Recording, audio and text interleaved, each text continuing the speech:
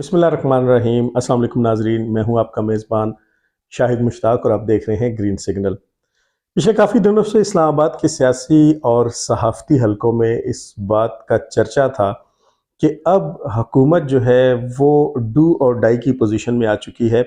और अदालत के हवाले से ख़ास तौर पे जबकि इमरान खान साहब को तमाम अदालतों से ज़मानत मिल जाती है, पीटीआई के हक़ में फ़ैसले दिए जा रहे हैं, तो अब कुछ ना कुछ ऐसा होगा कि इसके आगे बंद बांधा जाएगा। फिर एक 2 दिन कबल बड़े ख़तरनाक किस्म के बयान पाकिस्तान मुस्लिम लीग नून के रहनुमाओं की तरफ से आए, जिसमें आपने देखा कि राना सनाउल्लाह ने कहा कि या वो रहेंगे या हम रहेंगे। और उसके बाद ख्वाजा साद रफ़ीक ने एक बयान जारी किया जिसमें उन्होंने कहा कि हम पाकिस्तान में या दुनिया में जूते खाने के लिए नहीं आए। हम लोग अब कुछ ऐसा करेंगे कि इस सारे तनाज़े का ख़ात्मा हो जाएगा। कल कौमी असम्बली का जो सेशन हो रहा है उसके अंदर वज़ीर आज़म शहबाज शरीफ ने भी इस बात का इज़हार किया कि बस बहुत हो चुका, एनफ़ इज़ एनफ़, और अब हम सबको कानून के दायरे में लाएंगे या कानून अपनी हरकत में आएगा।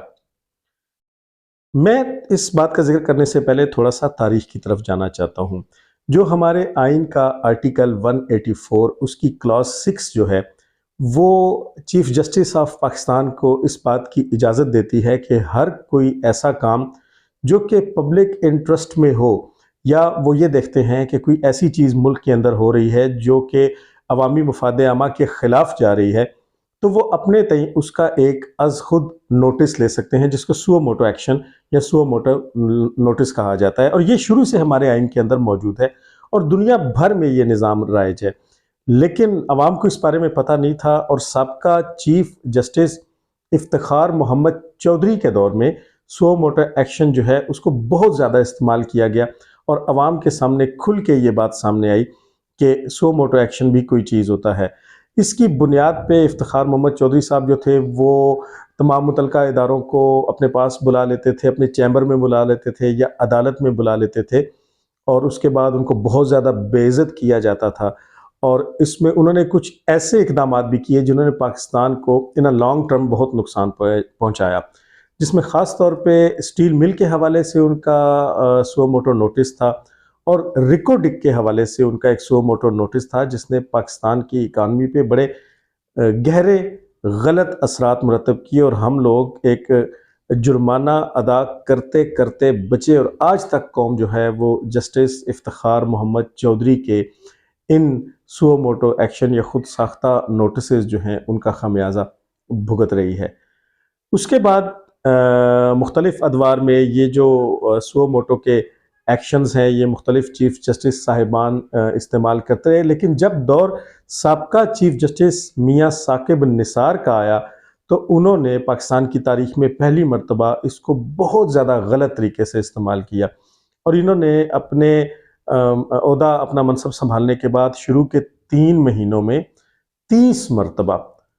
खुद साख्ता नोटिस जो है, सुओ मोटो नोटिस जो है वो लिया और इसके ऊपर एक्शन किया। आप क्या करते थे, आप कभी पागल खाने तशरीफ़ ले जाते थे, कभी आप जाके मुख्तलिफ अस्पतालों में चले जाते थे, कभी आप दरवाज़ों को ठुड्डे मारते थे, आप बर्तन तोड़ना शुरू कर देते थे और बिल्कुल एक डॉन वाला स्टाइल जो है वो साकिब निसार साहब का था। और अब ये बात खुल चुकी है कि मियाँ साकिब निसार चूँकि बुनियादी तौर पे खुद एक इंतहाई करप्ट आदमी थे और एक नालायक चीफ जस्टिस थे, तो उन्होंने मफाद आमा के बजाय इसको ख़ास तौर पे अपनी ज़ात और अपनी फैमिली को नवाजने के लिए इस्तेमाल किया। महमूद भट्टी का केस, महमूद भट्टी जो पाकिस्तान से ताल्लुक़ रखने वाले एक मशहूर यूरोपी डिज़ाइनर हैं और एक बहुत बड़ी ब्रांड को चलाते हैं। उनकी ज़िंदगी पे मुख्तलिफ़ फ़िल्में बन चुकी हैं और उनकी ज़िंदगी के ऊपर किताबें लिखी जा चुकी हैं। उन्होंने यहाँ पे वेलफेयर का काम किया, उन्होंने यहाँ पे एक हॉस्पिटल बनाया और अब वो एक स्वीट होम, एक यतीम खाना जो है उसको बनाने की कोशिश में हैं। उनके हॉस्पिटल में भी मियाँ साकिब निसार ने कई दफ़ा सुओ मोटो एक्शन की बुनियाद पे रेड किया, उनकी बेइज्जती की, उनके लिबास के ऊपर फप्तियाँ कसीं और उनको तनकीद, मजाक और हतक का निशाना बनाया। इस बुनियाद पे तमाम चीफ जस्टिस साहिबान से जितने भी हमारे सरकारी अहलकार हैं या जितने भी वो लोग जो डायरेक्ट रियासत के ज़ुमरे में आते हैं, वो अच्छा खासा खौफ खाते थे। अब जबकि मौजूदा दौर में चीफ जस्टिस उमर अता बंदयाल ने भी यही सुओ मोटो एक्शन लिए हैं और इनकी बुनियाद पे बहुत से फैसले किए हैं, जिसमें पीडीएम की मौजूदा हुकूमत को अच्छी खासी मुश्किलात का सामना है, ख़ास तौर पे इलेक्शन के हवाले से। जो केस इस वक्त भी अदालत में है और जिसकी समाअत आज भी हो रही है, वो एक सुओ मोटो एक्शन की या सुओ मोटो नोटिस की बुनियाद पे ही चल रहा है। अब पीडीएम के पास इसके सिवा कोई चारा नहीं था कि वो चीफ जस्टिस साहब की जानिब से लिए गए इस सुओ मोटो एक्शन या खुद साख्ता जो नोटिस है, इसके आगे कोई बंद बांधे। चूंकि पार्लियामेंट जो है वो अदलिया से ऊपर है, वो मुकन्नना कहलाती है, उन्होंने कानून बनाना होता है और सुप्रीम कोर्ट ने उस कानून की एग्जीक्यूशन या इम्प्लीमेंटेशन करवानी होती है। तो ये एक पावर बहरहाल हर हुकूमत के पास होती है कि वो कवानीन में तरामीम कर ले या तब्दीली कर ले। और आप देखते हैं कि जब से 1973 का आइन वजूद में आया है, उसके बाद उसमें कई तब्दीलियां जो हैं वो की गई हैं। ये असम्बली में एक बिल पास होता है और बिल पास होने के बाद ये सेनेट में जाता है, सेनेट से भी इसकी मंजूरी दी जाती है और फिर ये सदर मुमलिकत के पास चला जाता है। सदर मुमलिकत इसकी मंजूरी जैसे ही देते हैं तो ये एक कानून बन जाता है। अब कल जो करारदाद कौमी असम्बली के अंदर पेश की गई वफाकी वजीर कानून आजम नज़ीर तारड़ साहब की जानिब से, उसमें बुनियादी तौर पे 2-3 नुकात जो हैं वो बड़े अहम हैं। नंबर एक तो ये कि परसों जो हेयरिंग हुई थी, उसमें आपको मालूम है कि 2 मुअज़्ज़ज़ जजेस साहिबान जमाल मंदोखेल साहब और जस्टिस मंसूर अली शाह साहब ने खुद अपने फैसले में इस बात का जिक्र किया था कि सुप्रीम कोर्ट जो है वो वन मैन पावर शो बन के रह गई है और इसको किसी एक शख्स के इख्तियारात के हवाले नहीं किया जा सकता। उसी बात की बुनियाद पे अब करारदाद में ये कहा गया है कि कोई भी चीफ जस्टिस ऑफ पाकिस्तान जब भी सो मोटो एक्शन लेगा तो इसको तन तनहा बतौर वन मैन नहीं ले सकता, बल्कि इस एक्शन के लिए उसको 2 मोस्ट सीनियर जजेस की ज़रूरत भी होगी। और इसके साथ साथ दूसरी बात यह कि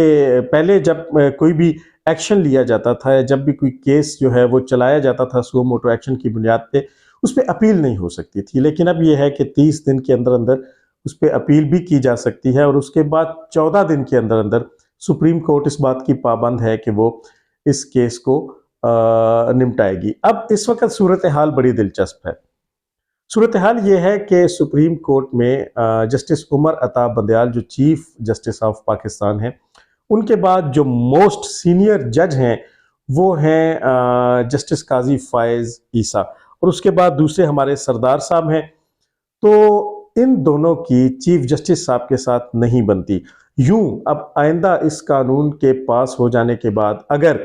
चीफ जस्टिस ऑफ पाकिस्तान भी किसी भी किस्म का कोई सो मोटो एक्शन लेंगे तो ये दोनों साहिबान उसको वीटो कर देंगे और उस पर अमल दरामद नहीं हो सकेगा। बहरहाल ये कानून जो है वो पास हो जाएगा। इस वक्त इसको एक ख़तरा है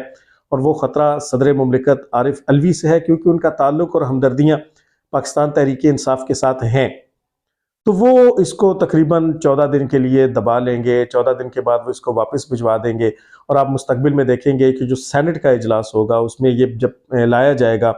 तो अपोजिशन की तरफ से इस पर बड़ा हंगामा होगा, इस पर हाथापाई भी होगी, इसकी कापियाँ भी फाड़ी जाएंगी और जो सेनेट के चेयरमैन हैं उनके डाइस के सामने एहतजाज भी किया जाएगा। लेकिन बहरहाल इस तमाम हंगामे और इस तमाम शोर शराबे के बावजूद ये बिल पास हो जाएगा और इस बिल के पास होने के बाद ये कानूनी शक्ल इख्तियार कर जाएगा। इसके कानूनी शक्ल इख्तियार करने के बाद चीफ जस्टिस ऑफ पाकिस्तान वो कोई भी हो वो सो मोटो एक्शन नहीं ले सकेंगे और यूं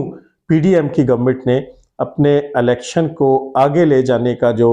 एक खेल खेला है उसकी राह बिल्कुल हमवार कर दी गई है। अब ये सिर्फ एक टाइम की गेम है। जैसे जैसे वक्त गुजरेगा